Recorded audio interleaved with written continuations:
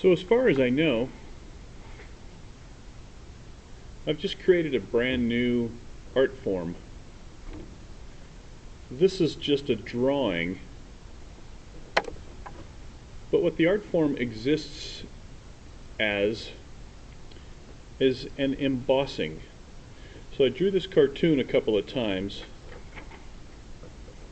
in a couple of different ways, and I've given this drawing to my students in the form of a Xerox copy, and then they take the copy and tape it to a piece of tagboard and draw over the top of it all these intricate patterns. These are just a variety of Zentangle patterns. This one's called herringbone. This one is a bunch of stars. And then the one down below it is a bunch of curly-Q designs overlapped. I'm doing a little bit of design also into it, in that after the jellyfish are drawn, you notice the red pen on here, the red ballpoint pen. When you tape it to the tagboard, you draw very hard with a ballpoint pen. So for instance, if I'm continuing here,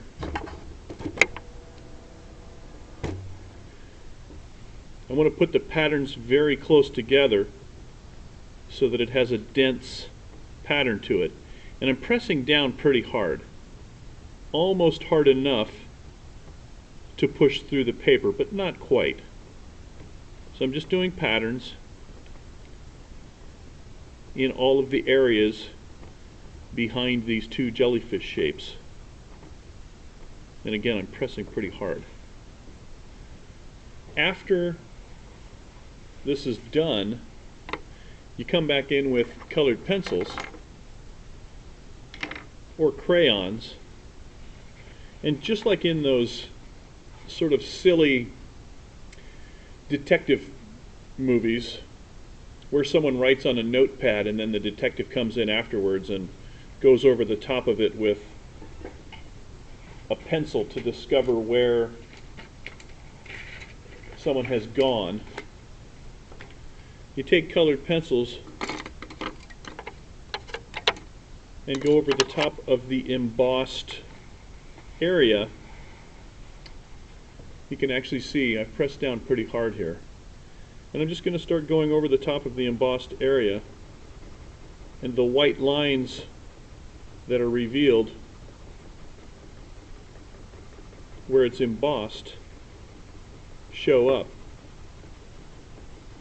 The fun thing about this, with regards to the age group that I'm teaching, is that I don't have to worry about coloring inside the lines, because the look that I'm looking for is being revealed as I go over the top of it. So as far as I know, I don't know that anyone else has ever done this in this specific way before, so it's sort of a unique art form, again, as far as I know. The fun thing is that you can go back in, and this is actually the outline around where the jellyfish is.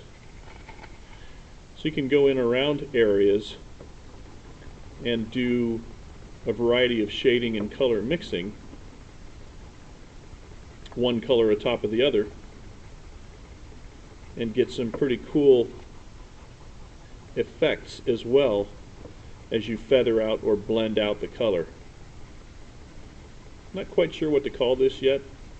It's sort of a blind embossing, but you can sort of see the difference here of what the colored piece is going to look like after it's embossed and colored. This one is just started getting in process. You can see I have a long way to go. I'm going to fill up all of these areas with different patterns, different Zentangle patterns.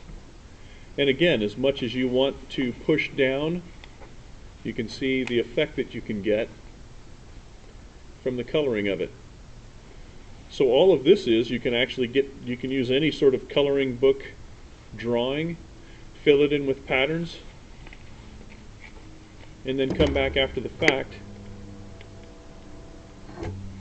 and color over it, and get every single drawing is going to be somewhat unique based on the coloring that you do, as well as what patterns you chose. Of course, I would love to sell my drawings, and so I'll post them online at captivearting.com, and we'll see where this goes.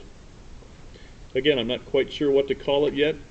It'll have to have something with the word embossing in it, but that's my new invention, or my new method of creating art.